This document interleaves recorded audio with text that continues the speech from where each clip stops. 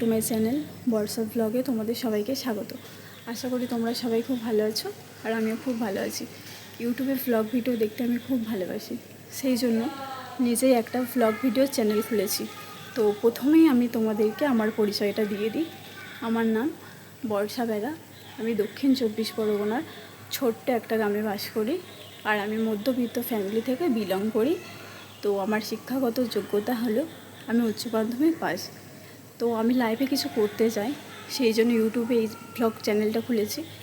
YouTube এমন একটা platform যেখান থেকে মানুষ অনেক কিছু করতে পারে।